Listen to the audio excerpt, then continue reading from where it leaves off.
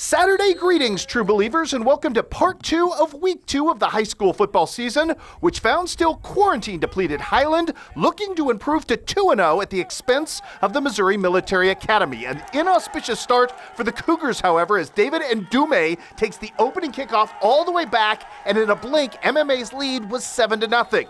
Highland would fashion an answer, and it would come in the person of Robert Gale playing bully ball right here from 27 yards out to put his team on the board for the very first time, and moments later, via the 2-point conversion, Mr. Gale gives his team its first lead at 8-7. The MMA response was swift, however, 2 quick touchdowns, including this one from Ricky Padron, who breaks 4 tackles en route to the end zone, and in a blink again, MMA had extended the lead out to 20-8. Drew Mallett, though, the 4th down magic was strong with him today. This on 4th and 11 finds Devin Stutzman in the corner of the end zone to break back into that lead, and then in the second quarter, same combination, 4th and long again, and this time Mallett drops an absolute dime in the corner of the end zone here to tie this thing back up at 20 apiece. Robert Gale would extend the Cougars back out in front for the first time since the early moments of the ball game with another powerhouse run right here. At this point, 26-20 in favor of Highland, but Max Castle going to go to the air,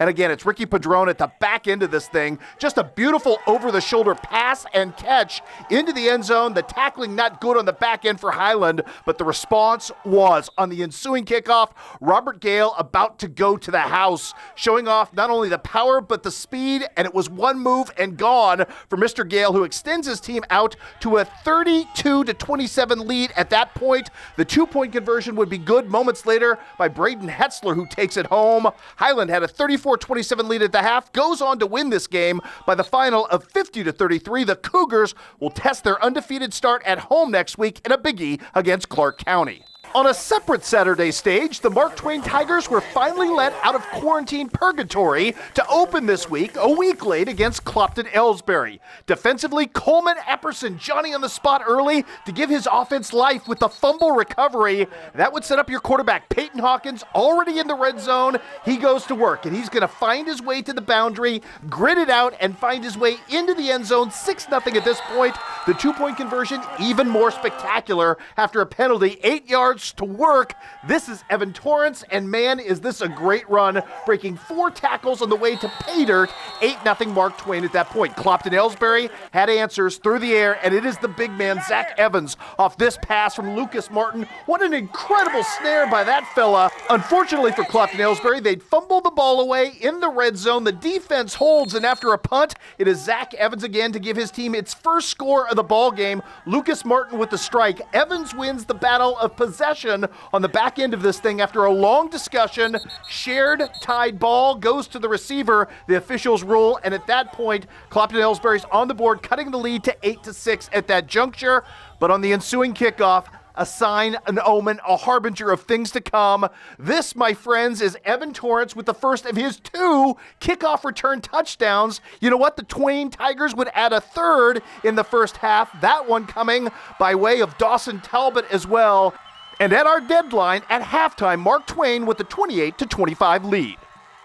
To the Monroe City Tournament now for prelim action between the host squad and Knox County. And check out the unreal catch out in right field by Mackenzie Moss. Full extension, avoiding contact and somehow coming up with the out. It was a sign of good things to come for Monroe City. Carly Youngblood, the best leadoff hitter in the Tri-States, with an RBI rip right here. Emily Frydank doing some work right back up the middle for another RBI rip as well. And then it would be Riley Quinn to walk things off with the 10-run rule with the long single to deep center field. 12-2 your final. Monroe City advances to the semis. Meanwhile, just across the diamond, Canton taking on South Shelby, and what a start in the bottom of the first for Tegan Burbridge, turning and burning this pitch out past the left field wall. 2-run homer to spot her team the early 2-0 lead. It would get better for the Canton Lady Tigers. Christina Cochran right here, adding an RBI rip of her own on the little seeing eye single. Some of the worst base running you'll ever see from the great Abby Jarvis. She is safe nonetheless.